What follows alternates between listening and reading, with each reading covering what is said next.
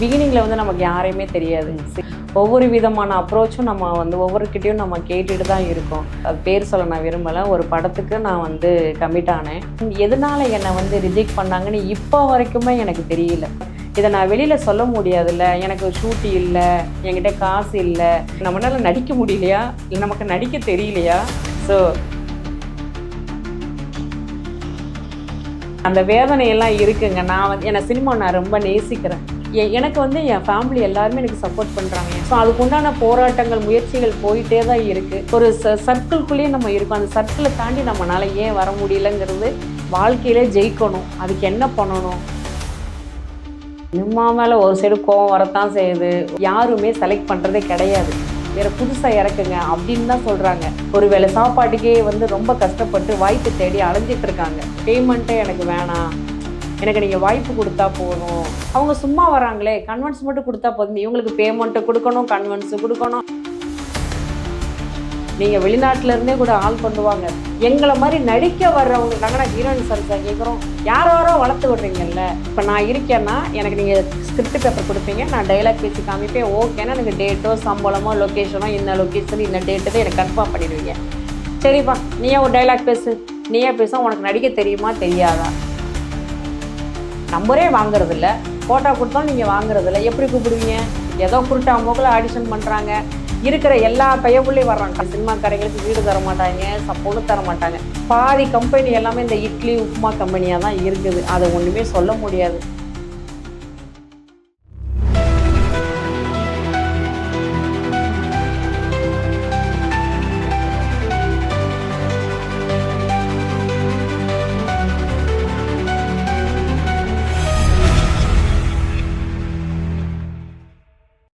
நீங்கள் இப்போ சொல்கிறத வச்சு பார்க்கும்போது ஒரு 15 இயர்ஸாக சினிமா துறையில் இருக்கீங்க. ஸோ உங்களுக்கு எப்பயாச்சும் ரொம்ப டயர்டாக இருக்கா? இந்த மாதிரி நம்மளை யாருமே ரெகக்னைஸ் பண்ணல அப்படின்னு சொல்லிட்டு நீங்கள் ஏன்டா அதை நம்ம ட்ரை பண்ணிக்கிட்டு இருக்கோம் வேஸ்ட்டாக அப்படிங்கிற மாதிரி ஃபீல் பண்ணியிருக்கீங்களா? அதெல்லாம் எப்படிங்க ஃபீல் பண்ணாமல் இருக்க முடியும்? அதெல்லாம் கண்டிப்பாக இருக்கும். நமக்கு வந்து பிகினிங்கில் வந்து நமக்கு யாரையுமே தெரியாது. சீரியலாக இருக்கட்டும், படங்களாக இருக்கட்டும், நம்ம நிறைய ட்ரை பண்ணுறோம். ஒவ்வொரு விதமான அப்ரோச்சும் நம்ம வந்து ஒவ்வொருக்கிட்டையும் நம்ம கேட்டுட்டு தான் இருக்கோம். இப்போ ஃபார் எக்ஸாம்பிள் இடையில அது பேர் சொல்ல நான் விரும்பலை. ஒரு படத்துக்கு நான் வந்து கமிட் ஆனேன். 22 days எனக்கு கால் ஷீட் கொடுத்துருந்தாங்க. பேமெண்ட்டை வந்து ஒரு நார்மலான ரீசனான ஒரு பேமெண்ட்டு. எனக்கு 1 monthக்கு முன்னாடி என்னை புக் பண்ணிட்டாங்க. ஸோ அதுக்கப்புறம் வர கமிட்மெண்ட்டு நான் எதுவுமே பண்ணிக்கிறல. ஏன்னா நம்ம ஒரு மாதம் ஷூட் போகிறோம் அப்படிங்கிறதுனால. ஆனால் அதுக்கப்புறம் நான் ஷூட் போகிறதுக்கு நாள் வரைக்கும் நான் கன்ஃபார்ம் ஆனேன். ஆனால் அதுக்கப்புறம் அவங்க எனக்கு கூப்பிடவே இல்லை. ஏன் கூப்பிடல அப்படிங்கிறது எனக்கு என்ன ரீசனும் எனக்கு தெரியாது. எதனாலன்னு, ஏன்னா என் டைரக்டரு, ப்ரொடியூசரு எல்லாருமே, என் மேனேஜர் முதல் கொண்டு எல்லாமே வந்துட்டு ஓகே பண்ணாங்க. ஆனால் அக்ரிமெண்ட்டோ அட்வான்ஸோ எதுவுமே அவங்க பண்ணலை. ஒரு லோ பட்ஜெட் படம், நல்ல ஒரு மீடியமான ஒரு ஹீரோ தான். ஆனால் என்ன ரீசன், எதனால் என்னை வந்து ரிஜெக்ட் பண்ணாங்கன்னு இப்போ வரைக்குமே எனக்கு தெரியல. ஆனால் நீங்கள் சொன்ன மாதிரி தான், நான் அவ்வளோ வந்து அன்றைக்கி நைட்டு 12-2 மணி வரைக்கும் நான் வந்து இதை நான் வெளியில் சொல்ல முடியாதுல்ல. எனக்கு ஷூட் இல்லை, என்கிட்ட காசு இல்லை, நான் இதை வந்து என்னோடய பர்சனலை வந்து நான் யாருக்கிட்டேயும் சொல்ல முடியாது, சொல்லி அழுகவும் முடியாது. ஆனால் எனக்குள்ளேயே நான் ரொம்ப அழுதேன். ஏன் நம்ம இவ்வளோ நாளாக இருக்கிறோம், இவ்வளோ வருஷங்கள் நம்ம இருக்கோம், நம்மளால் வந்து அதை நம்ம அச்சீவ்மெண்ட் பண்ண முடியல, நம்மளால் நடிக்க முடியலையா, இல்லை நமக்கு நடிக்க தெரியலையா, இல்லை நம்ம யாரையும் போய் பார்க்கலையா, இல்லை நமக்கு வந்து நமக்கு உண்டான அங்கீகாரம் கிடைக்கலையா அப்படின்னு நான் வந்து இன்னமும் நான் வந்து நினைக்க. ஸோ அதை வந்து நான் இன்னுமே போராடிக்கிட்டு தான் இருக்கேன். நிறையா பேரை நான் பார்த்துட்ருக்கேன். என்ன ரீசன், என்ன ஏதுன்னே எனக்கு தெரியல. ஸோ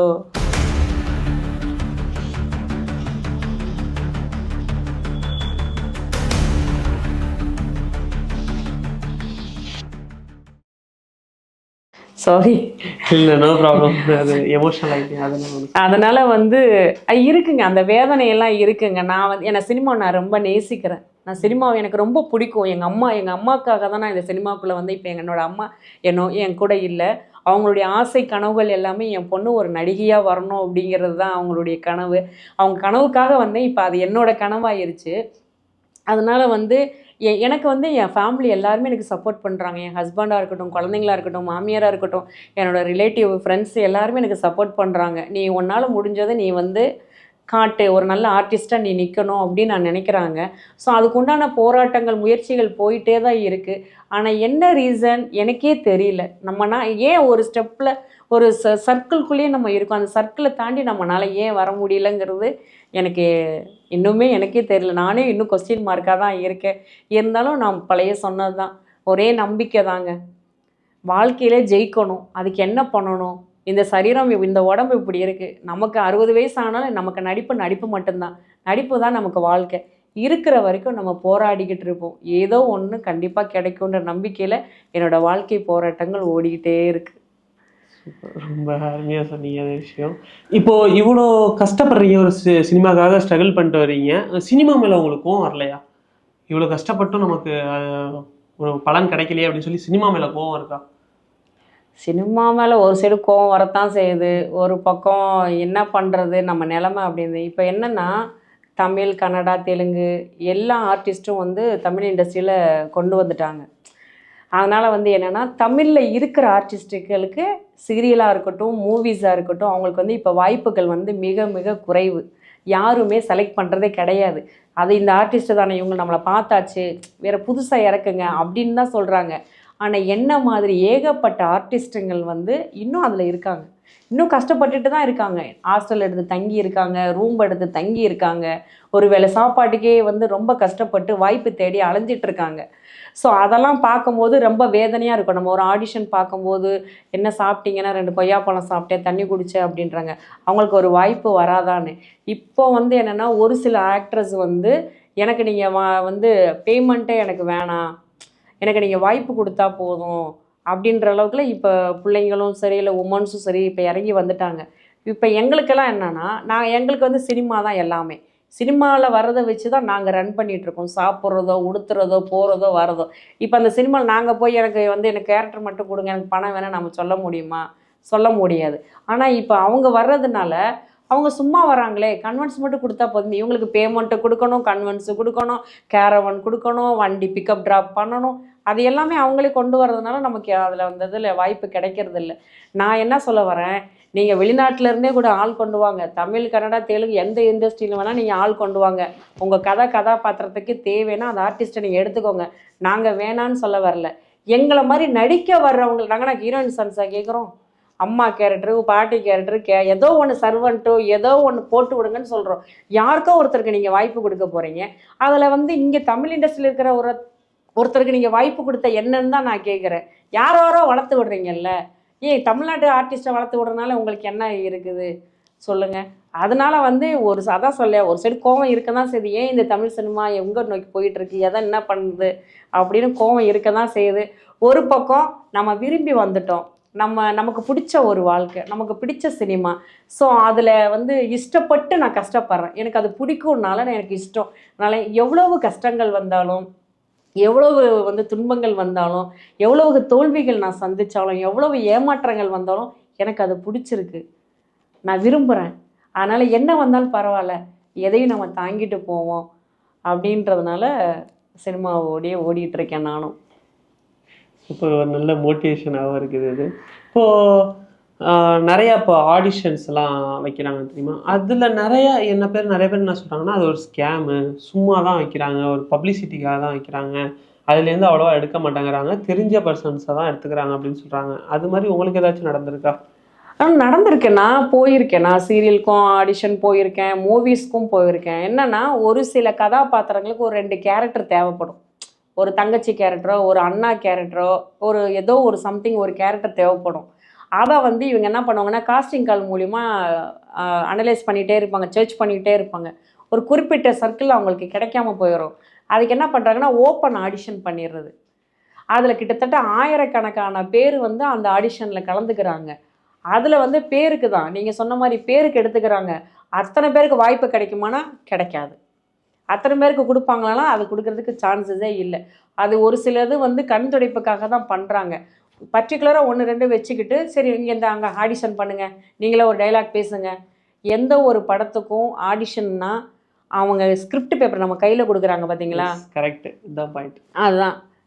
இப்போ நான் இருக்கேன்னா எனக்கு நீங்கள் ஸ்கிரிப்ட் பேப்பர் கொடுப்பீங்க, நான் டைலாக் பேசி காமிப்பேன். ஓகேன்னா எனக்கு டேட்டோ, சம்பளமோ, லொக்கேஷனோ, இந்த லொக்கேஷன் இந்த டேட்டில் எனக்கு கன்ஃபார்ம் பண்ணிடுவீங்க. சரிப்பா நீயே ஒரு டைலாக் பேசு, நீயே பேச, உனக்கு நடிக்க தெரியுமா தெரியாதா அப்படின்னு டெஸ்ட்டுக்காக ஒரு கண் துடைப்புக்காக வச்சுக்கிறாங்க. நம்மக்கிட்ட நம்பரும் வாங்க மாட்டாங்க. நான் கூப்பிட்றேங்க அப்படின்வாங்க. எப்படி கூப்பிடுவீங்க? நம்பரே வாங்குறதில்ல, ஃபோட்டோ கொடுத்தாலும் நீங்கள் வாங்குறதில்ல, எப்படி கூப்பிடுவீங்க? எப்படி என்னை நடிக்க தெரியுமான்னு நான் பேர் அட்ரஸ் சொன்னால் மட்டும் போதுமா? நான் நடிக்க தெரியுமா தெரியாதான்னு எப்படி நீங்கள் தெரியும்? அந்த மாதிரி நிறைய அப்படி தான் போயிட்டுருக்குது. ஏதோ குருட்டாம்போக்கில் ஆடிஷன் பண்ணுறாங்க. இருக்கிற எல்லா பையப்புள்ளையும் வர்றாங்க. காலேஜுக்காரன் பிள்ளைங்க வராங்க, காலேஜ் பசங்க வர்றாங்க, பக்கத்து வீட்டுக்காரங்க, எதிர்த்த வீட்டுக்கார. முன்னாடியெல்லாம் சினிமாவை பார்த்தா அலறி அடிச்சுட்டு ஓடிடுவாங்க. ஐயோ சினிமாக்காரங்களா, நீ சினிமாக்காரங்களுக்கு வீடு தர மாட்டாங்க, பொண்ணு தர மாட்டாங்க. இன்றைக்கி A to Z அத்தனை வெரைட்டியான பீப்புள்ஸ் வந்து இப்போ சினிமாக்குள்ளே தான் இருக்காங்க. 2 வேளை சாப்பாடு, 3 வேளை டீ, காசு, பிக்கப்பு ட்ராப்பு, என்ன ஒரு. அதனால் எல்லாருமே வந்து சினிமாக்குள்ளே வந்துட்டாங்க. அது கண் துடைப்புக்கு தான். ஒரு சில படங்களில் வந்து ப்ராப்பராக ஆடிஷன் நடக்குது, ப்ராப்பராக கூப்பிட்றாங்க, ப்ராப்பராக பேமெண்ட்டு நமக்கு எல்லாம் ஜென்யூனாக நடத்துகிறாங்க. பாதி கம்பெனி எல்லாமே இந்த இட்லி உப்புமா கம்பெனியாக தான் இருக்குது. அதை ஒன்றுமே சொல்ல முடியாது. நம்ம போய் நடித்தோமா, படம் ரிலீஸ் ஆகாது, போனதுக்கு செலவுக்கு உண்டா, அவ்வளோதான் நம்ம பண்ணிக்க முடியும். ரிலீஸ் ஆகுமா ஆகாதான்னு நமக்கு தெரியாது. ஒரு சில படங்கள் நம்ம ஒரு ஆஃபீஸ் போகும்போதே தெரியும், இந்த படம் பண்ணுவாங்க, பண்ண மாட்டாங்க, இது ரிலீஸ் ஆகும் ஆகாது அப்படின்னு நமக்கே அதை 15 வருஷம் இருக்குமே, அதை கூட தெரியல, என்ன பண்ணுறது. நல்ல விஷயம், கரெக்டான விஷயம் அது ஒன்று. கண் துடைப்புக்கு நிறையா அந்த மாதிரி பண்ணிக்கிட்டு இருக்காங்க. இன்னொன்று நமக்கு அந்த இது எடுக்கிறாங்கன்னா அந்த கேரக்டரோட ஸ்கிரிப்டை கொடுத்து பண்ண சொன்னாதான் அது ஒரிஜினல் ஆடிஷன். நீயா ஏதாச்சும் பண்ணுன்னா அப்புறம் எப்படி அவங்களுக்கான ஒரு ஸ்பேஸ் அதில் கிடைக்கும்? இவங்க அதை ஒருவேளை அவன் அங்கே பண்ணதை நல்லா பண்ணிட்டு அங்கே படத்தில் மூவியில் போயிட்டு அந்த டைலாகை தப்பாக பண்ணணும். ஏதோ ஒரு டேரக்டரோ யாரோ ஒருத்தவங்க ஒரு இன்டர்வியூவில் சொல்லி நான் அது கரெக்டான விஷயம். நீ என்னைக்கு இந்த பாட்டில் ராதா ஹீரோ அவர் இருக்கார்ல, அவர் சொல்லியிருந்தார், ஸ்கிரிப்டை கொடுத்து நடிக்க சொன்னாதான் அது ஒரு ஆடிஷன், மற்றதெல்லாம் சும்மா பண்ணுறது தான் அப்படிங்கிற மாதிரி சொல்லியிருந்தாங்க. அதான் உண்மை. ஓகே மேம், இவ்வளோ விஷயம் எங்கள் கூட ஷேர் பண்ணிக்கிட்டது ரொம்ப நன்றி. நீங்கள் இவ்வளோ ஸ்ட்ரகிள்ஸ் பண்ணது கண்டிப்பாக உங்களுக்கான ரெகக்னைஸ் கிடைக்கும். அதுக்காக நாங்களும் வாழ்த்துக்கள் சொல்லிக்கிறோம். Thank you so much ma'am. Thank you so much. என்னை வந்து அன்லிமிட்டெட் டாக்ஸ் அந்த யூடியூப் சேனல் வந்து என்னை வந்து இன்டர்வியூ எடுத்திருக்கீங்க. ஸோ என்னுடைய எல்லா ஃபீலிங்ஸும் நான் ஷேர் பண்ணியிருக்கேன். கலைத்துறையாக இருக்கட்டும், ஃபேமிலியாக இருக்கட்டும், ஃப்ரெண்ட்ஸாக இருக்கட்டும், பொலிட்டிஷியன் இருக்கட்டும், ஸோ எல்லாமே நான் ஷேர் பண்ணியிருக்கேன். இந்த சேனலில் இன்டர்வியூ எடுத்தது எனக்கு ரொம்ப பெருமையாக இருக்குது. ஃப்ரெண்ட்ஸ் அண்ட் ஃபேமிலி எல்லாருமே வந்து அன்லிமிட்டெட் டாக்ஸை வந்து லைக் பண்ணுங்கள், ஷேர் பண்ணுங்கள், கமெண்ட் பண்ணுங்கள், பெல் ஐக்கான் பண்ண டைங்க ஒரு தட்டிட்டு போயிருங்க, சப்ஸ்கிரைப் பண்ணுங்கள். ஸோ நீங்கள் எல்லோரும் இந்த வீடியோஸ் பார்த்து எனக்கு நீங்கள் சப்போர்ட் பண்ணுவீங்க நான் நினைக்கிறேன். Thank you so much. Compulsory comment பண்ணுங்கள். உங்களுடைய கமெண்ட்டை நான் வேல்யூவாக நான் நினைக்கிறேன். ஒவ்வொரு கமெண்ட்டுக்கும் நான் ஆன்சர் பண்ணுவேன். So thank you, I love you.